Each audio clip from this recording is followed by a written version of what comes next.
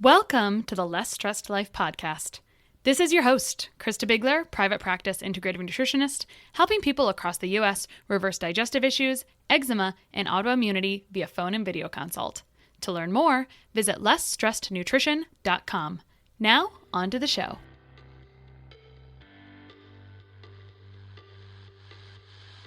All right, today on the Less Stressed Life, we have Samantha Wright back again. And if you remember, Sam was here earlier in the year talking about, she was talking about essential oils from a whole, but she's so fantastic. We asked her to come back and share with us something that's kind of cool and trendy and just like a new angle on it. We're going to talk CBD oil versus Copaiba, some kind of essential oil, right? So we're going to talk about that. I have it in my cover. Sam and I were just talking off air about how to say it right, so I'll spell it out. Copaiba, so that way you can think about what we're saying when we say it, Copaiba or Copaiba or whatever. So let's talk about Sam. So Sam hosts the world's #1 essential oil podcast, The Essential Oil Revolution, with over 2 million downloads to date. She helps people from all over the world learn about the amazing power of essential oils and how to take control of their health. She's a sought-after leader in the essential oil community and loves sharing her passion for health and wellness with others, and lives in Boone, North Carolina with her husband and 2 children. Welcome back, Sam. Hi, Krista. It's good to see you again. Yeah. So let's start at the top. We're talking today about CBD versus Copaiba. And so let's talk what CBD is, because maybe people don't know what that is. Yeah, sure. That's a great place to start. So CBD is a chemical constituent found in some plants, not just found in cannabis or hemp.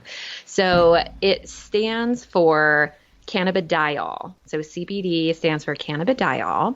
It's not, so when you say CBD, you're not talking about cannabis, you're not talking about marijuana. It's just one of the many constituents that can be found in the cannabis plant and in other cannabidioids or cannabinoid-like substances. So chew on that for a second. Mm-hmm.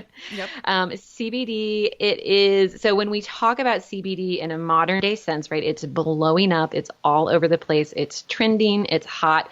So when people talk about CBD today, they're talking mostly about an oil derived from the cannabis plant. So even though CBD is a molecule that's found in other places, when we talk about CBD oil, typically we're talking about something that's been extracted from the marijuana or hemp plant. And it's kind of this substance that's somewhere in between like a fatty oil, like coconut oil, almond oil, like that fatty kind of oozy carrier oil type stuff. So it's somewhere kind of in between that and an essential oil. So unlike a true essential oil, which are typically obtained via steam distillation, cold pressing, or resin tapping, CBD has to be extracted from the plant using a vacuum distillation. So it's like thick, it's viscous. It does not like evaporate into the air like other essential oils do as rapidly. So does that make sense? Yeah, no, actually, you're telling me some things I hadn't really thought about before with CBD. So, I mean, you're kind of likening it to an essential oil. Essentially, that's what it is, but it's a very thick one because of the way it's processed or extracted, right? Yeah, basically. Yep, basically. Cool. So it's being researched a lot right now. It's a very hot topic, and most of the research being done on CBD is being researched as like a natural medicine for pain, seizures, anxiety, and other things like that.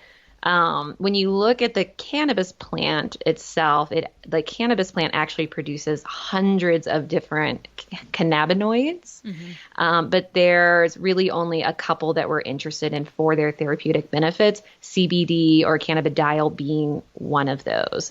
So CBD itself has no psychoactive properties. So in cannabis, you have CBD, you also have THC. So those are kind of the two like main therapeutic molecules that we're all like excited about.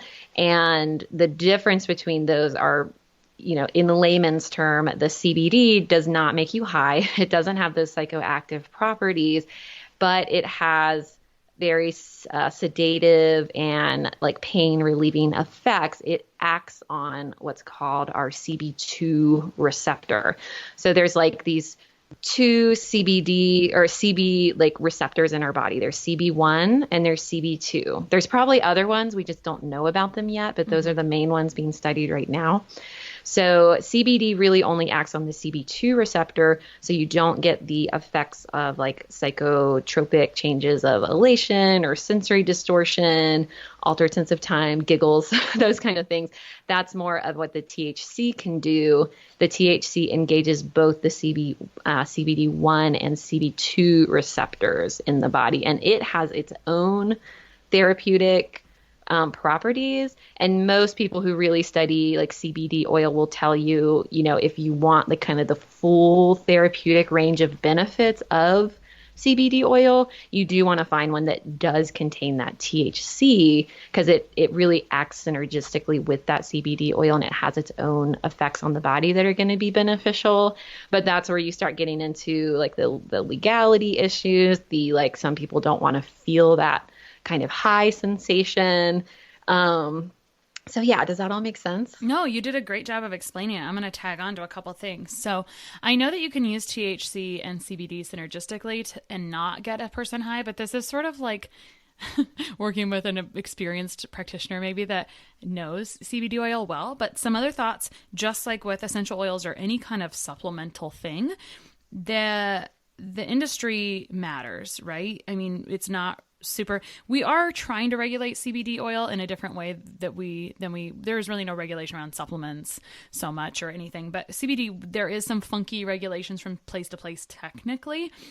Is that really a problem? I mean, you have to that changes so much. I hate to say too much about it. What I can say about it is that, well, first, you were talking about CB1, CB2. So not that long ago, in very recent research years anyway, we discovered this endocannabinoid system, right? And that is what these CB1 and CB2 receptors belong to, is our endocannabinoid system. So some people say like, oh, we already have this system that's wanting these receptors to be filled. But I want to say, I just recently looked at this with someone else, that you can get cannabidiol in not only from cannabidiol oil that's sourced from the marijuana plant, but also from other foods too. I hate to say that without remembering what it is, but I think it actually is in some other things. If we look that up, I can't remember if it's echinacea or some other things. Do you know, Sam?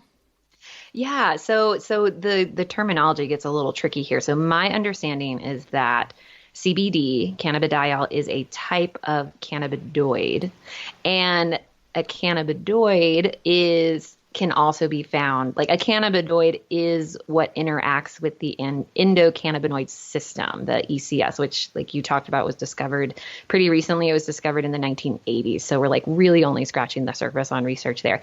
So like CBD is something that acts on that endocannabinoid system.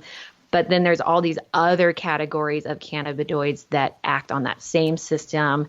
Things like what you're talking about, black pepper, melissa, oregano, like these essential oils and plants have either cannabinoids or like terpenes so you can't really say that those are CBD. They're not cannabidiol, but they are a type of cannabinoid that acts on that same endocannabinoid system. So there's like it's tricky terminology for sure. It is, just because it's very similar sounding words. You did a beautiful job of explaining it.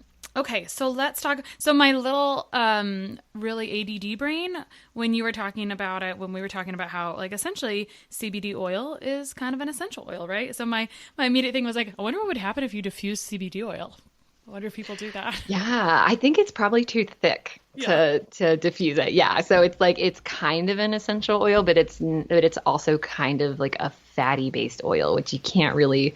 It's not as volatile. It doesn't like go up into the air as easily. Yeah. Mm-hmm. Yeah, and you touched on some of the therapeutic benefits of CBD, including anxiety, natural pain relief. Some other things. I actually saw a study where in rats they use CBD and those rats healed their bone twice as fast. So it's kind of interesting. There's some different things. I mean, I think that the list can get a little long. Anything else you needed to add to that? Yeah, well, I think it's interesting if you look at not just CBD, but just look at the whole endocannabinoid system, the ECS system. which again, like it's a pretty recent discovery. Like if you try to talk to your doctor about it, like they might not really know that much about it, right? Because it's so recent. But if you look at what that system does, is it's essentially fine tunes like almost every vital physiological function of our body.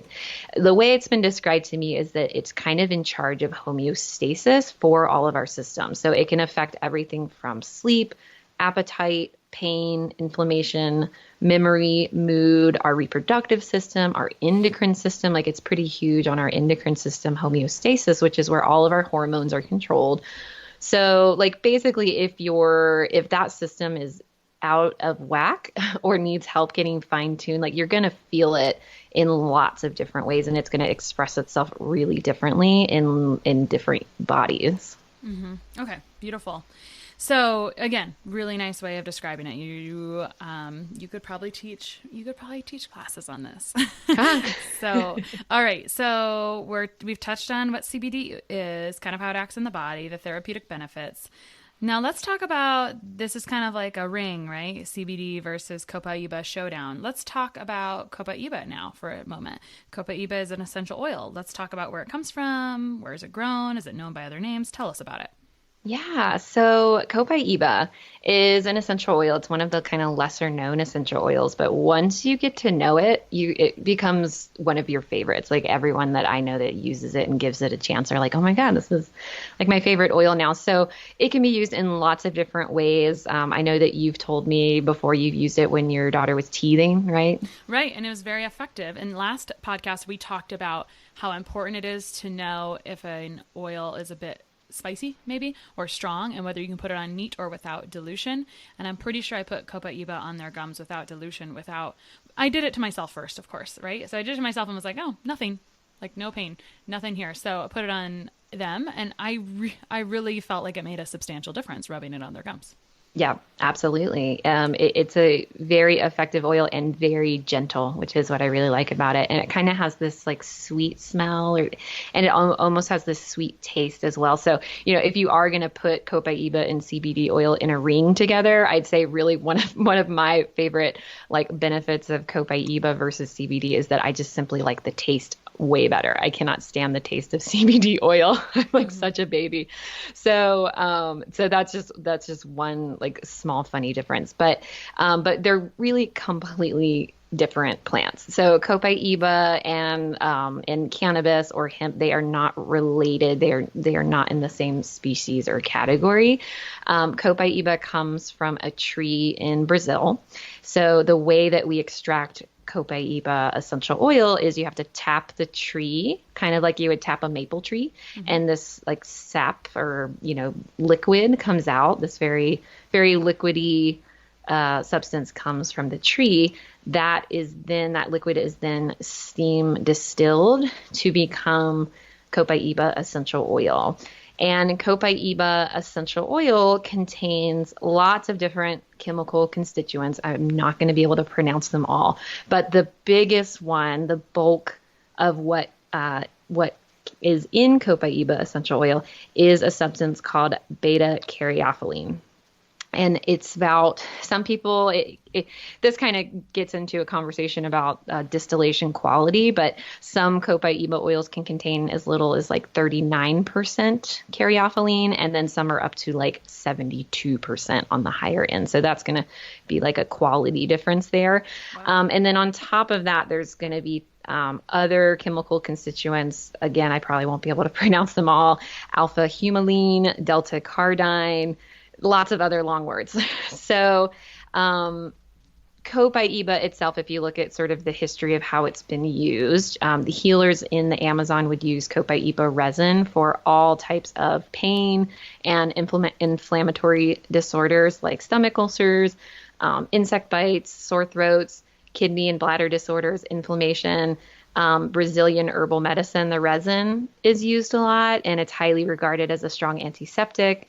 An expectorant for the respiratory tract. So it's kind of just one of those like catch-all herbs that's used, and especially in that area of the world, throughout its history. And Copaiba, you can take it either internally, like you can put it in a capsule, or you can put it in tea or water and drink it, or you can diffuse it and breathe it in, get it into your respiratory tract, or you can apply it topically, like you did with your daughter when she was teething, or just put it really anywhere on your body, and it's very gentle. So that's Copaiba. Now, go ahead. I was going to ask, have you used it for body pain anywhere? So my husband uses it a lot. He's a carpenter and his body is just whacked all the time and super sore. So he makes a topical mixture of Copaiba, Palo Santo, and wintergreen, and like we'll rub that on his knees, on his shoulders, and it's his favorite muscle rub. He loves it. I'm sorry, Paul what? Wait, Palo Santo. I don't know what that is. Palo Santo? Yeah, it's like a very common incense. Like a lot of people recognize it in yoga studios. It's used a lot as like an incense or a herb that you will smoke, almost like sage.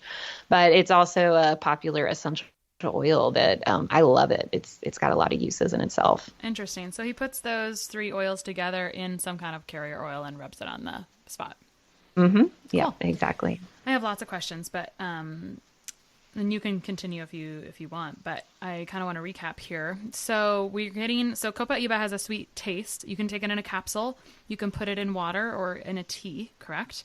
Have you done this? Have you like used it in food preparations kind of in that way or not really? Or is it not really? Yeah. I mean, I don't use it as like a spice like I would my other like savory essential oils like oregano or basil or thyme, or like we were talking the last time I was on here all about like orange oil and how many ways you can cook with orange oil, and it makes everything taste amazing, like waffles. I love orange flavored waffles. So it's fantastic. So Copaiba is one that I personally don't use to like flavor my dishes. I'll really just maybe add it to either just plain like warm water to make a Copaiba tea, or maybe add it to like lemon tea or something to give it a little bit of extra therapeutic benefit. Right. Yeah. You got to save this stuff up for the pain relieving benefits. So if you were going to put it, let's pretend you're like you had talked about as an expectorant, you could put it in some kind of decongestive tea, maybe a lemon tea. Can you tell us again, 1 drop of oil is equivalent, like you have to be kind of careful. You don't want to get tons of drops in there, or will it be too strong? Because some oils you put in things, it's like, whoa, I put a little too much in there. Things are kind of burning. So tell us how that should be used appropriately. Yeah. So I think with Copaiba, it's one of those oils that really is so gentle. You don't really have to worry about overusing it as far as, the side effects would be concerned. And really most essential oils are that way. Like it's hard to take too much because essentially what you put into your body, if your body doesn't use it, it very easily just kind of pees it out. Right. Mm-hmm. So, but like we say 1 drop of peppermint oil is equivalent to about 26 cups of peppermint tea. So you really only need 1 drop, or it's just going to simply be overpowering for your palate. That is to say, if you put, I can drink like 8 drops of peppermint oil in a swig of water. I'm okay. It's not going to hurt me. It's just going to be really strong in my mouth, especially because peppermint is a very hot oil, right? Mm-hmm. But Copaiba oil, as an example, it's very gentle, but it's also very precious. So you don't want to use a bunch of it because that's just like your body can't use it all at one time. That's just a little wasteful. So exactly. You really only need, I say always what am I trying to say? The frequency over quantity is always going to help you in the long run. So I'd rather someone do like 2 drops in their water every 2 or 3 hours versus 10 drops in the beginning of the day and then none for the rest of the day. So that's sort of my approach to essential oils, is spread it out, but just take it more frequently and your body's going to absorb it a lot better that way. That's a really good thing to reiterate, because that is a different mindset shift. We're so used to getting 1 big dose and having to do something once, but that is the key difference. And that actually can be sort of it's sort of a thing in herbal medicine as well, about the energetics of herbs. And so it kind of goes along the same lines, because essential oils are, I call them really strong herbs. And so more frequency, so you're getting that therapeutic benefit more often over lots and lots of quantity, is going to work better. So I'm just reiterating what you're saying. So you mentioned Copaiba is precious, which made I was thinking you were talking about how it's extracted or harvested from these trees in Brazil. And I mean, we don't really have this question about maple syrup that I know of about concerns of sustainability, but overall it seems like it's fairly sustainable because we're just taking the sap. Does that seem correct or incorrect?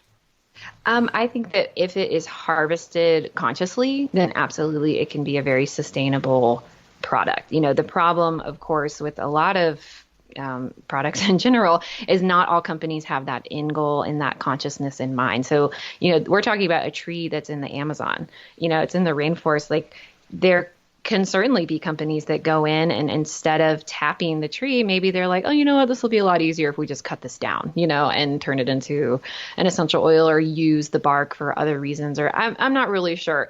I can't really speak to what all companies do to get their Copaiba oil. But the company that I purchase from, I know that they always have that consciousness in mind. So they will never over harvest. They employ all local people who live in that tribe or that village or in that area to work on those farms and to extract that sap and like keep as much money as we can into that local population. So I think with any product that's coming from that area of the world, we do have to be a little scrutinizing of how companies are extracting that and where that money is going to. So I do want to say that, but there are companies that are doing a really good job of that, and it's a very sustainable product for sure. And on that note about qualities of different companies, you mentioned that the beta caryophyllene content, which is one of the most important compounds in Copaiba oil, can range from 39% to 72%. How does the consumer know what they're getting or get these numbers? What are your suggestions for that to get a good quality, high concentration? Right. Yeah. There's not really an easy answer for that. Unfortunately, it's not, something that companies are just going to disclose, like, hey, look at our mass specs or whatever.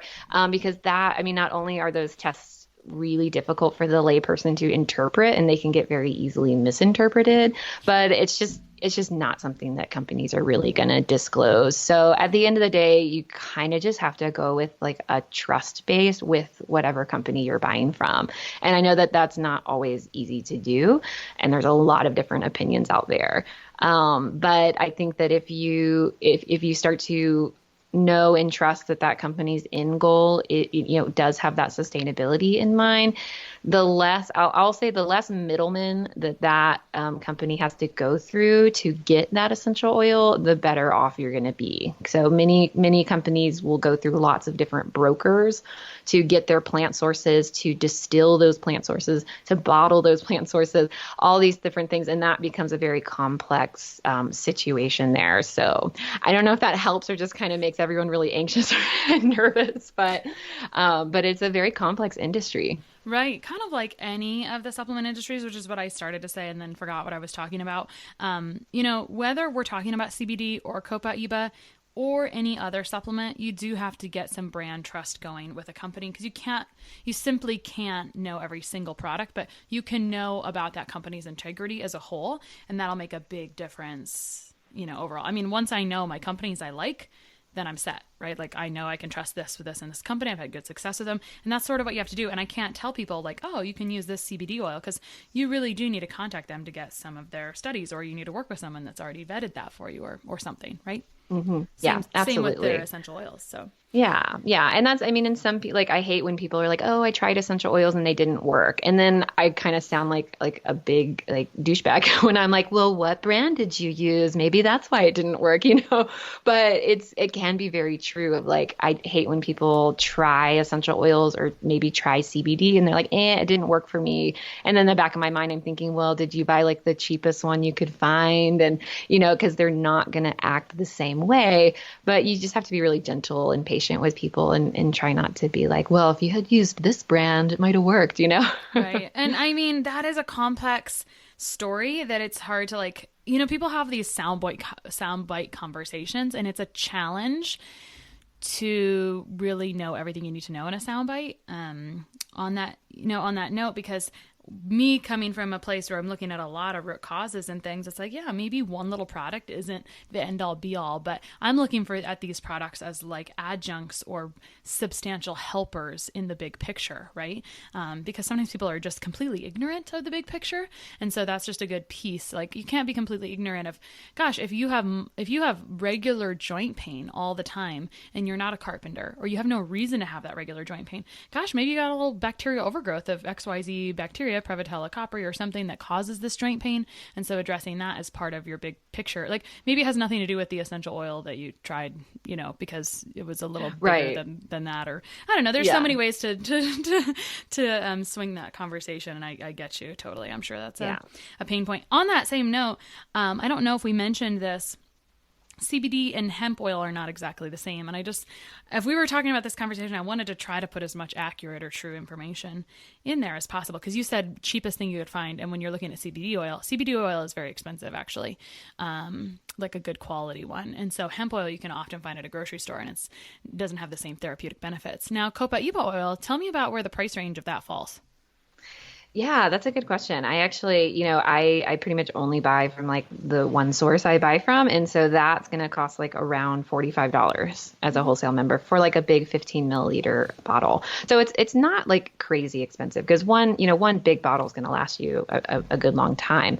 On the cheaper end, I don't know. I haven't actually done much research, but I bet if you go to Amazon, you could probably find like a $7 bottle of one. That's not what we're suggesting here. I'm just curious. No, like, exactly. Overall. I mean, it's just like a good, like you can see like there's going to be a difference between that $45 bottle and that $7 bottle. Like, what is actually in that $7 bottle? Probably not a lot of actual pure Copaiba oil, even if it says 100% therapeutic grade pure Copaiba oil. That doesn't mean anything. There's no regulations in this industry for what people can put on those labels. So it is very much buyer beware. Right. And I think just having appropriate expectations are good, right? So if you go in and you buy CBD oil or you buy Copaiba oil and you don't know what the going rate is for a high quality oil, now that you've given us that price, I mean, I see CBD oil often $60-$70 for a fairly small bottle, but I can't remember the sizes of them at the moment. Common sized bottles. So it's just, it's important to know what's sort of commonplace in the market, because if you're seeing something for 1/4 or 1/fraction of the price and it's not substantially smaller, it should set off an alarm in your head. I'm not saying that everything has to be expensive. Some things are high quality and they're inexpensive. We talked about lemon essential oil to keep on the same essential bandwagon, but there's products of every type in that way. And so having appropriate expectations. If I buy just B12, I should be able to get it a lot more reasonably than my favorite B complex. And I mean, that might not be the perfect example, but it's, you know what I mean? So. Yeah, exactly. Okay. So let's see. We've covered what CBD is, the therapeutic benefits of CBD. We talked about the endocannabinoid system. We talked about Copaiba, where it is sourced from, how it is made. We talked about how it can be used internally as a capsule, topically, and was there other way you said it could be diffused? I mean, kind of all the common ways you could use essential oil is how you can use that, correct? Correct. Cool. So if we can talk really quickly about, we talked kind of a lot about Copaiba and CBD, but let's compare, apples to apples. They're not apples to apples, but if you're like lining up Copaiba and CBD, are people having this discussion like, oh, maybe we could use Copaiba instead of CBD? Because it sounds like maybe some of the benefits are a little bit different. Like they both help with pain, but maybe they're still a little bit different. Maybe you could elaborate on that just a little bit. Yeah, absolutely. And thank you for that opportunity, because there are a lot of people having that conversation. Like I hear a lot of people in my same company, in my same industry, saying pretty much that, hey, you can use Copaiba as a replacement for CBD.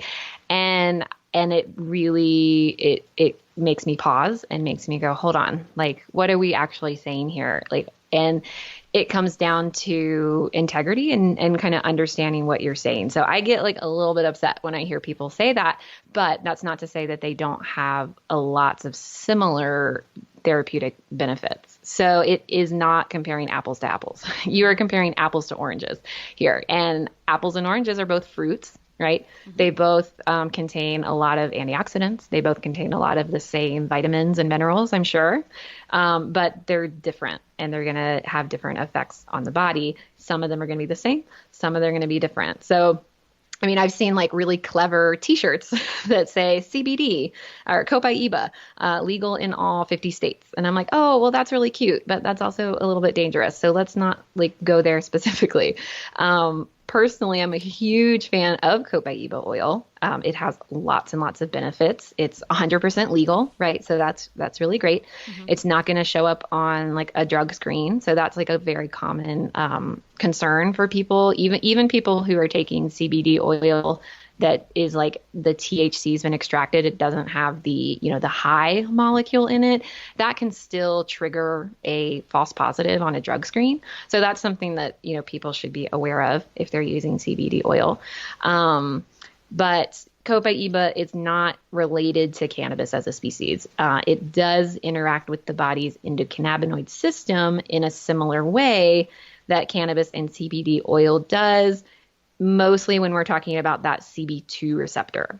So kind of like backtracking to the beginning of this episode conversation, we were talking about the CB1 receptor and the CB2 receptors and how they're kind of different. And that CB1 receptor is like the brain.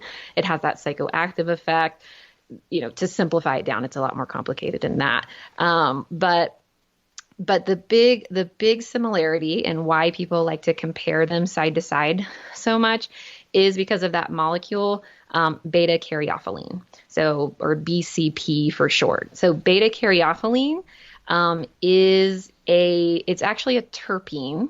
And terpenes is a very common word in the essential oil world. Lots of essential oils contain lots of different kinds of terpenes. And terpenes have like their own category of healing benefits and health benefits to the body. So that beta caryophyllene is found in many plants. It's very abundant in cannabis and it's very abundant in Copaiba. It's actually more abundant in Copaiba. So when you look at CBD oil, they say that the BCP, the beta caryophyllene level in CBD oil is around 35%.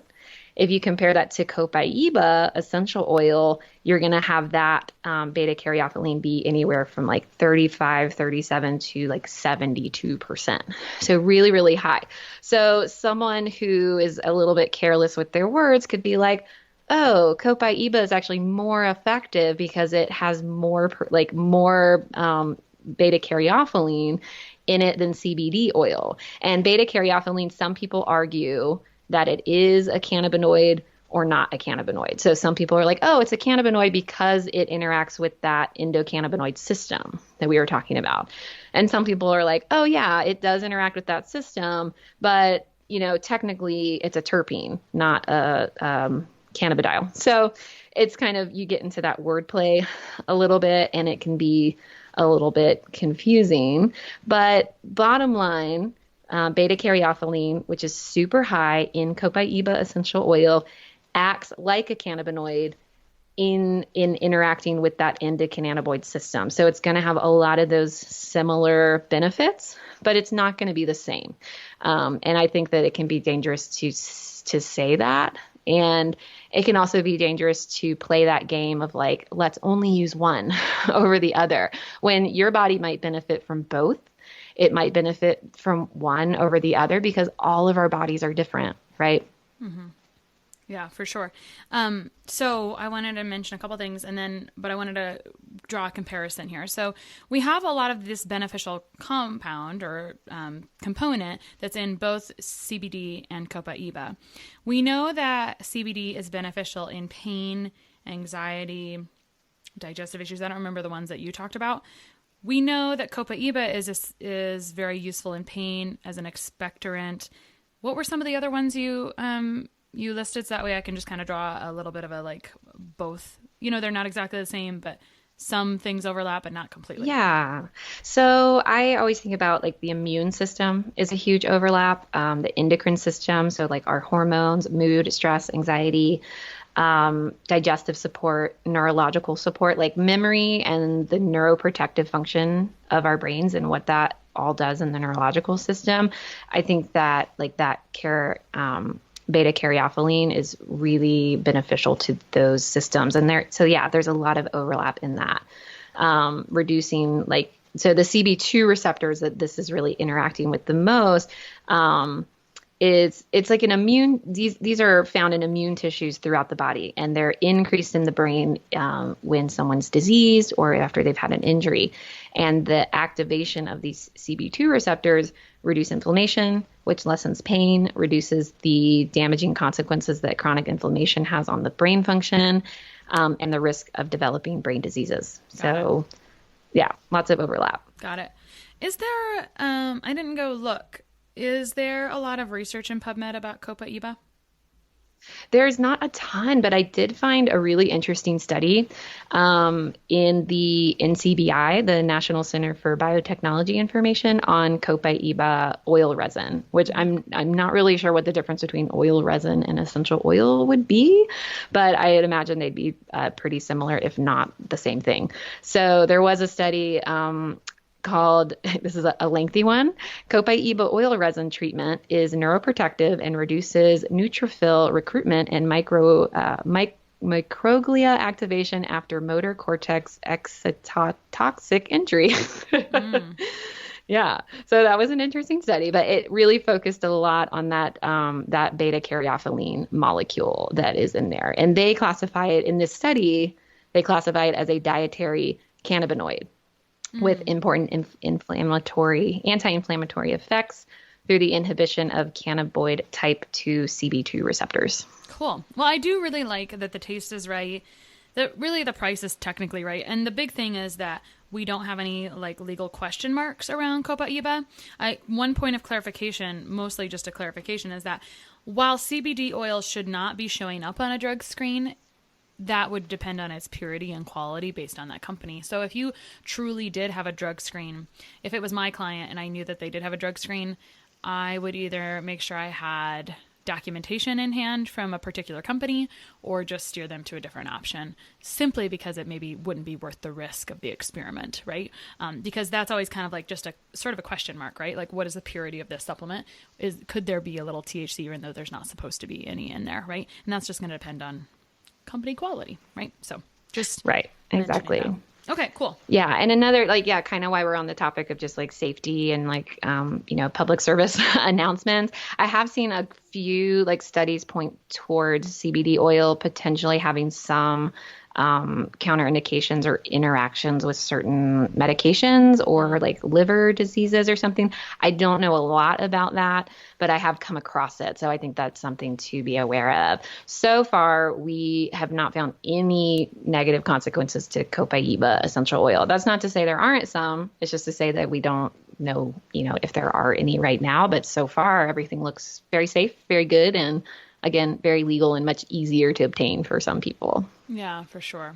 That is a nice thing. So the other big piece is we talked about putting a few drops in some tea. We talked about you can actually put drops of essential oil in a capsule that you can buy, an empty capsule, just to fill people in on that.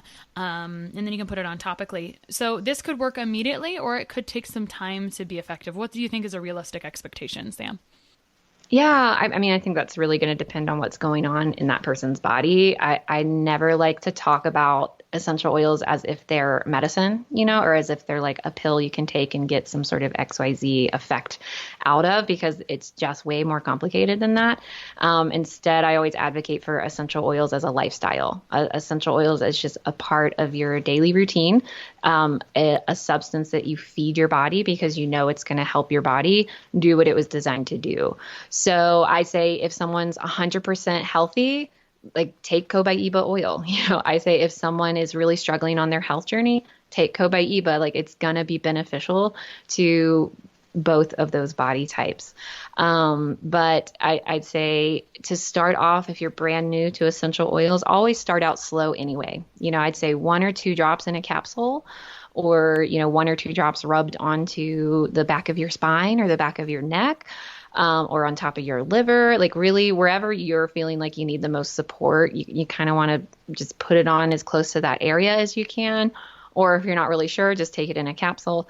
Start with 1 or 2 drops and then work your way up from there over like the span of a day. Like add a drop a day to your dosage and then listen to your body's response and see how you're feeling. You know, if you're my husband and you rub it on those joints, like he feels it pretty immediately. Like he really benefits from it immediately. If you're dealing with, if you're trying to support your neurological system or your immune system, that might be a little more complicated and might take more time. So it's kind of hard to say. But as always, like I say this on my show all the time, like it's worth experimenting with and it's worth trying and it's worth adding to your lifestyle. Yeah, I love that. And I liked what you said about this helps your body, this helps support your body to do the things that it should be able to do. And that is sort of a tagline for herbs, is that they're supposed to encourage your body to kind of work on its own. It's like it's support to move it in the right direction, basically. Yeah, so now I'm going to go ahead and take your advice, or I'm going to take your lead and ads. I'm going to go make a little Copaiba cocktail and start testing it on some different things, like an upcoming ski trip. But tell me, I've had this Copaiba on the shelf for a few years. How long? What is the shelf life of essential oils? So if you've had your cap on tightly and you have not had your oil sitting in direct sunlight or in like extreme temperatures, then it should be really fine to use indefinitely. It really shouldn't ever go quote unquote bad. The only time that essential oils really can spoil or go bad is if they're mixed with some sort of fatty-based carrier oil or, added like a lot of synthetic additives added to it or something like that. So if you've got a good quality Copaiba sitting on your shelf and it's been there for years, if you've got that cap on tight and the temperatures haven't been extreme, then it should be good to go. Cool. Very good. And that makes a lot of sense because just like other foods that contain a lot of fat, like nuts, for example, they can oxidize and spoil quickly. I'm sure it's along those same lines with the spoiling or kind of mixing that with the Copaiba probably, right? Right. Mm-hmm. Yeah, cool. It's really just the fatty oils that can spoil like that. Cool. So Sam, that was fantastic. Thank you so much for coming on and sharing that with us. Where can people find you? So you can tune into my podcast if you want to learn a lot more about essential oils and different health topics. We have a new episode every week, and that's called the Essential Oil Revolution. You can find it on any podcast app, or you can listen on our website, revolutionoilspodcast.com. If you want to connect with just me personally and see the other types of works that I do, or maybe take my free essential oil course, you can find that all on SamanthaLeeWright.com. Mm-hmm. And Wright with a W. So. Wright with a W. Lee is Lee. Samantha Lee Wright. Very good. Thank you so much, Sam, and we'll talk to you soon. Thanks, Krista. One of the best gifts you could give us at the Less Stress Life is your feedback. We are paid in podcast reviews. If you enjoyed this or any other episode, please leave us a review. In the iTunes store or from your podcast app, just search for Less Stress Life as if you're not already subscribed. Click on the banana face image, scroll to the bottom where it shows the text of other reviews, and write a review. While you're there, hey, make sure you hit subscribe. For Android or Stitcher users, you gotta go to the desktop site and search for Less Stress Life and then scroll down to leave a review. Stitcher doesn't load Apple reviews on their site, so if you want, you can leave a review in both places. Your feedback means a lot to the success of the show. Thanks so much for taking the time to do that. You rock.